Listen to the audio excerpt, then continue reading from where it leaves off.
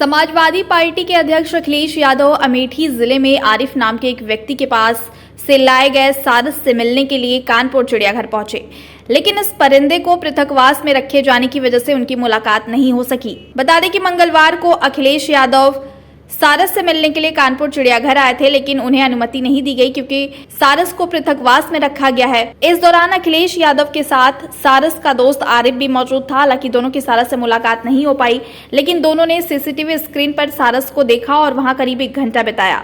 वहीं वरिष्ठ वन अधिकारी ने अखिलेश यादव को बताया कि डॉक्टरों की एक टीम सारस के स्वास्थ्य पर कड़ी नजर रख रही है और उसका इलाज शुरू कर दिया गया है।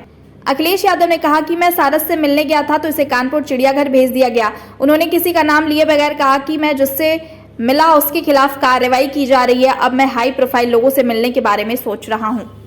यहाँ के विभाग के लोगों ने क्योंकि क्वारंटीन किया है सारस, इसलिए मौके पर नहीं दिखा सकते थे। उन्होंने सीसीटीवी लगा करके और टीवी के माध्यम से हम लोगों को दिखाया है।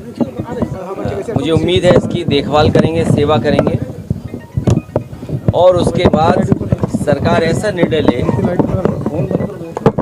और वन विभाग के लोगों की सूझबूझ की मदद लेकर के जहां सबसे ज़्यादा सारस हैं वहां भेजे जाएं। मैं सबसे ज़्यादा धन्यवाद और बधाई आरिफ को दूंगा कि जब सारस घायल हुआ, चोट लगी उसके पैर में, उड़ नहीं पा रहा था, उस समय सबसे ज़्यादा सेवा करना, उसका इलाज कराना, मदद करना, ये आरिफ ने किया।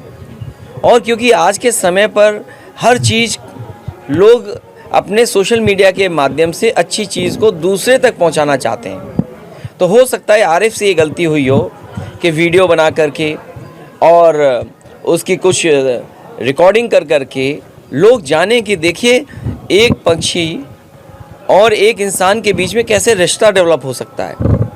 कम से कम वन विभाग के और जानकार लोगों को जो एक्सपर्ट हैं बर्ड्स में, उनको इस पर स्टडी करनी चाहिए थी कि आरिफ की काबिलियत और आरिफ की सूझबूझ ने एक सारस को अपना मित्र बना लिया और मित्र बना करके उसके साथ रहने लगा। सारस को उन्होंने कैद नहीं किया, सारस के उन्होंने आज़ादी नहीं छीनी, लेकिन सरकार सारस की आज़ादी छीनी। उसको उठा करके लेकर के पहले रायबरेली में बंद कर दिया, जब खुला छोड़ा तो वो अपने आप उड़ गया।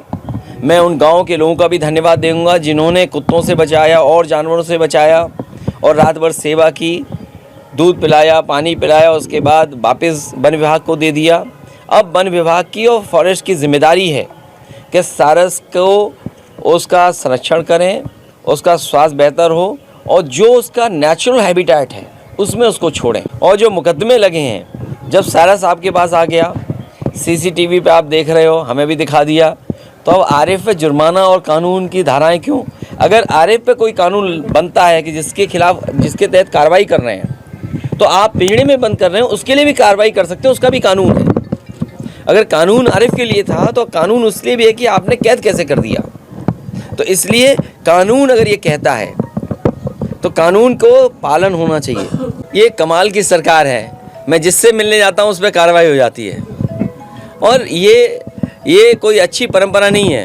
अगर आप गड्ढे खोद रहे हो तो ये समझ लो गड्ढे अपने लिए खोद रहे हो, और अगर आप जो आज बो रहे हो वो कल काटना भी पड़ेगा आपको। मैं जानना चाहता हूँ, जब उसको मदद की ज़रूरत थी तो ये कहाँ थे?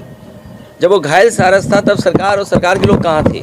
तो कम से कम सरकार को ऐसे लोगों का सम्मान करना चाहिए था और कम से कम पुरस्कार देना चाहिए था, जिससे कम से कम लोगों को सारस या किसी पंछी के प्रति प्रेम बढ़ता।